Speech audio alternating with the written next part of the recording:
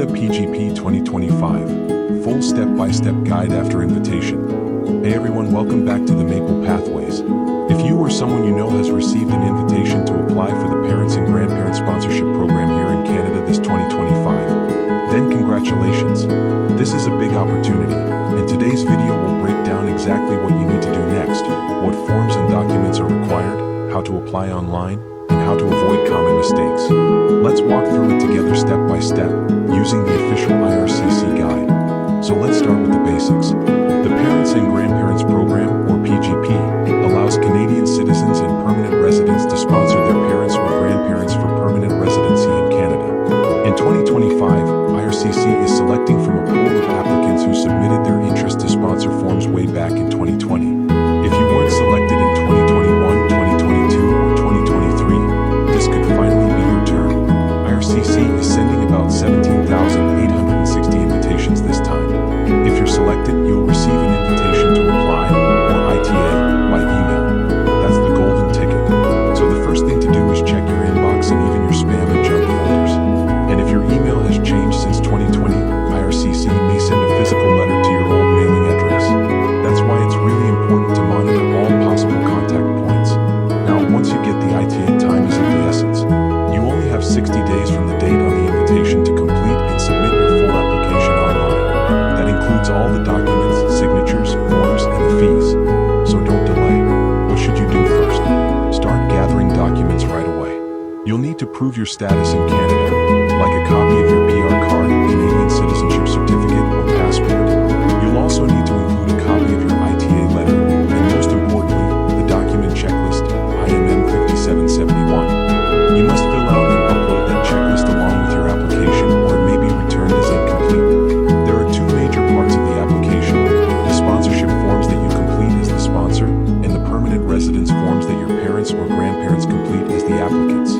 As the sponsor, you'll fill out Form IMM 1344, the application to sponsor and sponsorship agreement, and Form IMM 5768, which is the financial evaluation. This form helps IRCC assess whether you meet the income requirements. You'll need to provide proof of income for the last 3 taxation years before you apply. So for 2025, that means 2022, 2023, and 2024.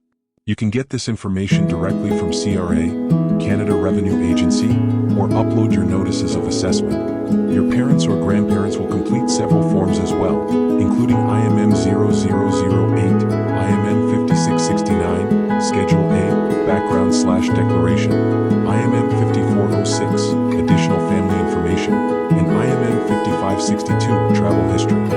These forms are now completed digitally through the IRCC online portal. Speaking of the portal, the entire application process is now done online through the Permanent Residence portal. If you're applying on your own, you'll use the main portal.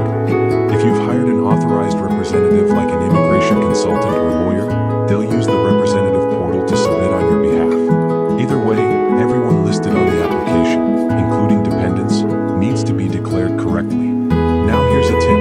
Even if a document is taking a while to obtain, like a police certificate or medical exam appointment, don't leave it out. Instead, include a signed letter of explanation and proof that you've requested the document. This shows IRCC that you're on top of the process and not just submitting an incomplete package. Translations are also key. If any document is not in English or French, you must provide a certified translation along with an affidavit from a translator. This is a common reason for delays or refusals, so be thorough. When it comes to fees, you'll pay them online through the same portal before submitting the application.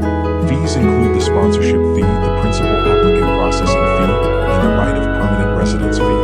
IRCC provides detailed breakdowns, so be sure to check the exact amount that applies to your situation. Before submitting, review everything carefully.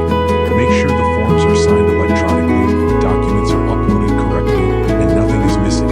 Applications that are incomplete or unsigned to be returned, and that could mean missing your once-in-a-decade chance to sponsor. Once you've submitted, you'll get an acknowledgement of receipt from IRCC, and they'll begin processing the application. This can take anywhere from 20 to 24 months depending on the case. During this time, IRCC may request biometrics, police clearances, or medical exams for your parents or grandparents. They may also contact you to verify your financial situation or clarify any parts of the application. Now, what if you didn't get an ITA this this round. Unfortunately, you can't apply without one, it will be returned. But don't lose hope.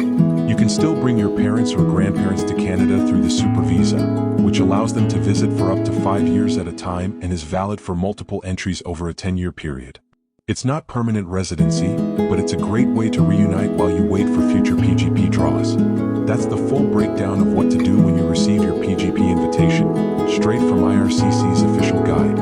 If you found this video helpful, hit that like button, share it with anyone who might be applying, and don't forget to subscribe for more Canadian immigration content. And if you have specific questions about any step of the process, drop them in the comments. Thanks for watching and good luck bringing your loved ones to Canada. I'll see you in the next video.